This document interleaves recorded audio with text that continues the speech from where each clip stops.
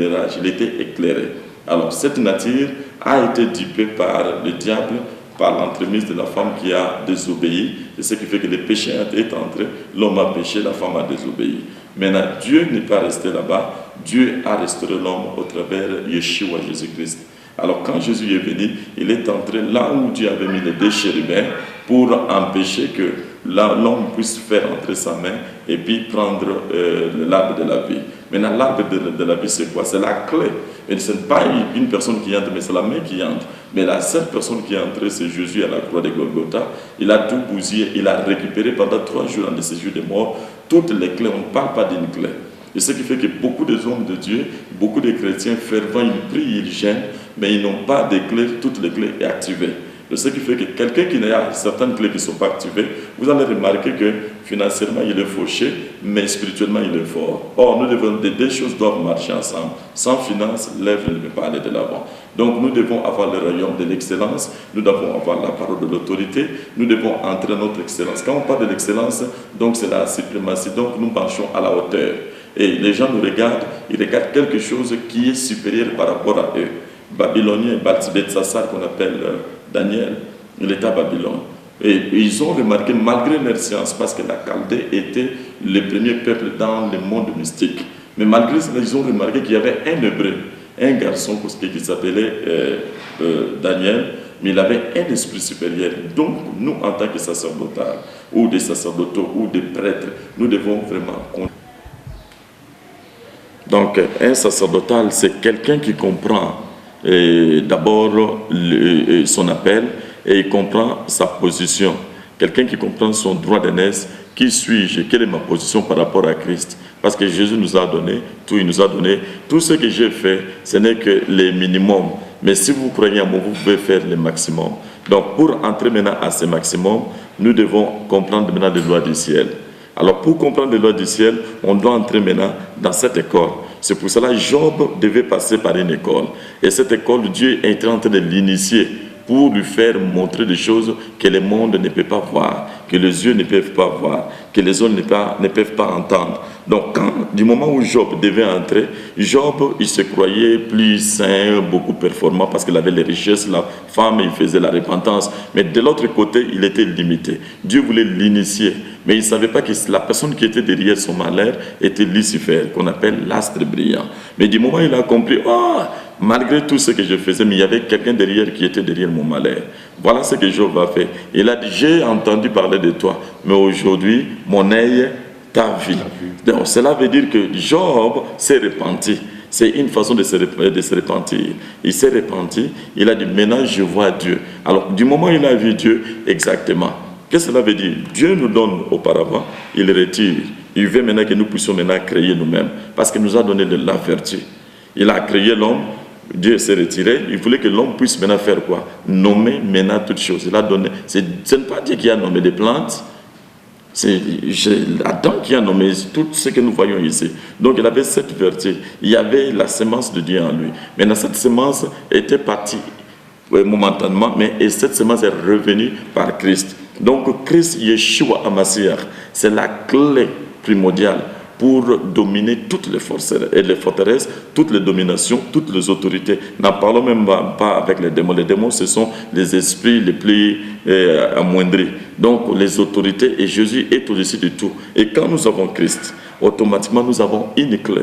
Maintenant, le problème est que tu peux avoir Christ, tu as la clé, mais tu ne peux pas ouvrir la porte. Maintenant, c'est là où nous allons continuer à partir de notre deuxième session. Nous allons faire, parce qu'il y a des gens qui ont posé la question, mais là, il s'est arrêté l'arbre. Mais qu'est-ce que l'arbre? C'est là où nous allons nous arrêter et nous allons recommencer pour petit à petit, comme vous l'avez demandé, et puis faire montrer au peuple de Dieu, voilà ce que nous allons faire. La plupart des hommes de Dieu qui sont passés par des enseignements à Kinshasa, hier on m'a appelé pour me dire qu'il y a des gens qui ont résisté des morts. Au travers de ces enseignements, il y a des gens qui ont fait des choses impossibles, moi-même que je n'ai pas fait. Jésus lui-même a dit que si vous croyez à moi, vous faites des choses plus que moi-même. Et aujourd'hui, le temps des miracles n'est pas passé.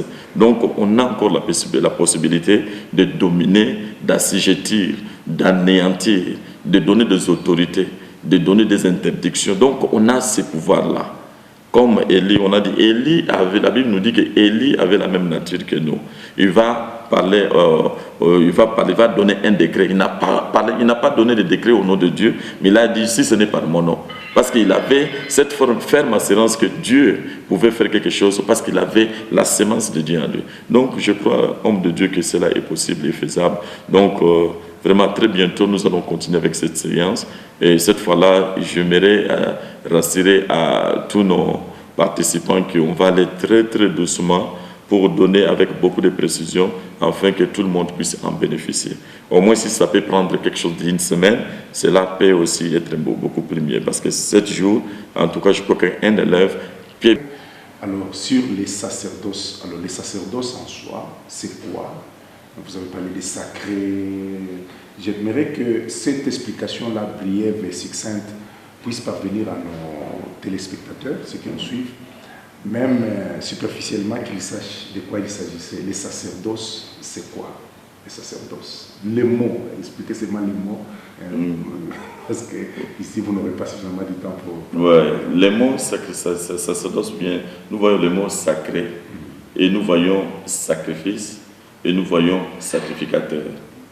Donc maintenant, quand nous parlons des mots sacrés, nous voyons les mots qui sont sacrés, sacre, nous voyons sacrificateur, et nous voyons sacrifice. Donc 3 mots qui viennent ensemble.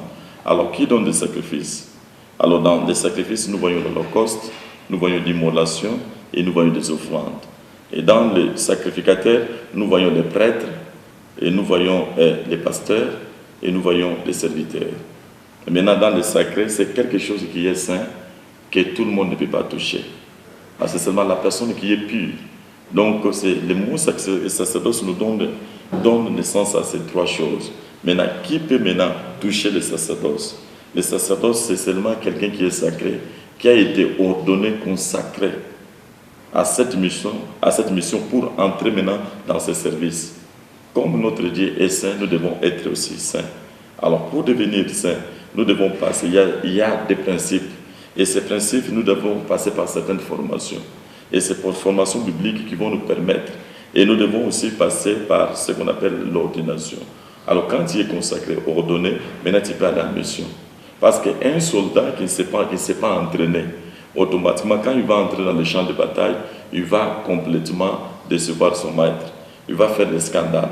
Donc, il ne sait pas comment toucher l'arme, il ne sait pas comment attaquer. Parce que dans le sacré, nous voyons le spirituel. Alors, notre royaume, c'est un royaume d'abord dans le monde. C'est ce que la Bible nous dit dans l'Éphésiens. Nous ne luttons pas contre la chair et le sang, mais nous luttons contre les esprits méchants dans les lieux célestes.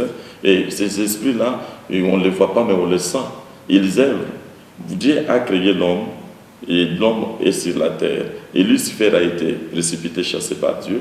Mais tous les deux maintenant, ils veulent maintenant manifester leur pouvoir sur l'homme. Alors Dieu, quand il veut se manifester, il doit se manifester sur une enveloppe. Cette enveloppe, c'est nous, les corps humains. Et aussi, quand nous voyons de l'autre côté, nous voyons aussi le diable de Lucifer. Il a aussi ses émissaires. Il œuvre aussi. Maintenant, c'est comme un combat de 2 camps. Nous avons 2 royaumes. Le royaume du diable et le royaume de Dieu.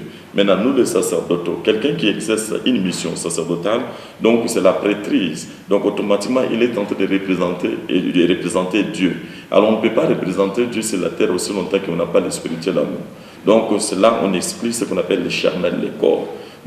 On doit être spirituel.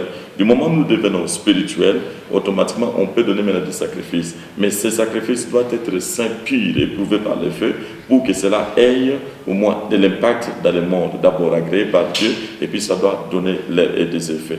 Donc, du mot sacerdoce, c'est quelque chose qui est réservé aux personnes bien déterminées. Donc, cela n'est pas donné à tout le monde. Donc tu peux entrer dans ce sacerdoce et tu meurs parce que tu n'as pas été consigné pour exercer certaines fonctions. Donc je crois que c'est ça.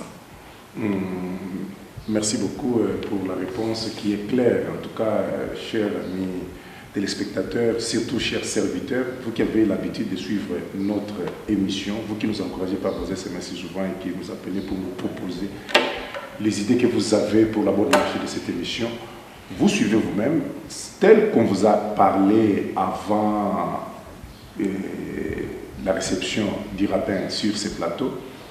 Il y a eu 2 émissions que nous avons passées pour vous inviter à cette grande école. Et brièvement, quand il est en train de parler, je crois que vous êtes édifié. Il y a quelque chose qui se passe dans vous travers la connaissance. Et dans ce qu'il a enseigné, j'espère que les syllabus sont disponibles pour ce que vous avez dit, du début jusqu'à la fin, du moins pour la séance passée. Est-ce qu'on peut en trouver dans les syllabus? Oui, je crois que les syllabus contiennent quelque chose de 45 pages. Donc, tout y est dedans. Si bien qu'il y a ce qu'on appelle dans la Torah, il y a des formes de Torah, il y a la Torah écrite et la Torah orale.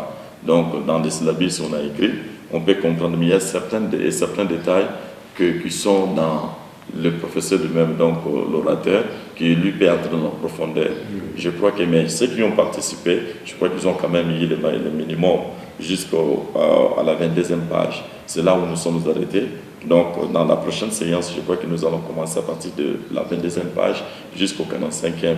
Et puis la continuité, parce qu'il y a d'autres, il y en a tellement beaucoup, parce que jusqu'à là, on n'a pas encore touché la géologie. Parce que dans les sacerdoces, on va entrer dans cette chose. Comme Jésus lui-même nous dit que...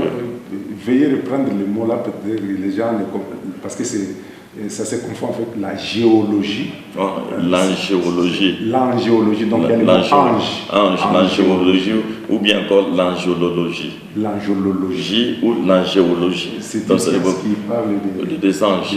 Oui, c'est un cours qui est donné aux professeurs, aux serviteurs de Dieu concernant l'angéologie. Souvent, on ne connaît pas ça. On parle, dans la Bible, nous parle seulement de Michael, nous parle de Gabriel, c'est tout ce que nous connaissons. Donc, on ne connaît pas, on n'a pas vraiment une formation, une connaissance profonde, c'est ce qui est dans l'angéologie. Donc, c'est faute de nos enseignants qui ont commencé premièrement, à nous amener l'évangile. Ils nous ont borné dans certaines choses. Alors, je crois que chaque chose marche avec le temps. Parce que l'Église en soi, à l'époque, et quand l'Église a commencé avec le catholicisme, avec l'Empire romain, et les gens n'avaient pas accès à la Bible, ils entendaient. Alors par après, il n'y a que Martin Luther King, lui qui était allemand, il s'est révolté. Donc le fait qu'il s'est révolté, et on appelle ces gestes-là le geste de protester. Alors c'est alors que les églises de réforme ou les protestants ont commencé. Donc un nouveau mouvement avec Clovis aussi a commencé. Les gens maintenant pouvaient lire la Bible. Or, avant, les gens n'avaient pas accès à la Bible. Après, ils ont commencé à lire la Bible. Mais malgré cela, ce n'était pas suffisant de lire la Bible. Maintenant, avec John Wesley, avec les Anglais, l'église de Pentecôte a commencé. Le pentecôtisme est venu, les gens commencent à parler en langue. Tout était dans la Bible, mais ça a été bafoué. C'est avec le temps, le Saint-Esprit, tellement il est profond, il commence à nous enseigner petit à petit, selon l'époque et le temps. Alors, nous sommes maintenant dans le vent du pentecôtisme. Nous avons vu que dans beaucoup des églises de Pentecôte, ça commence à se refroidir. Maintenant, les choses commencent, nous avons des églises de réveil, ceci, cela. Maintenant, nous voyons maintenant, il y a un vent qui vient aussi des sacerdoces. Quelque chose qu'on n'a jamais prêché. Alors, bon,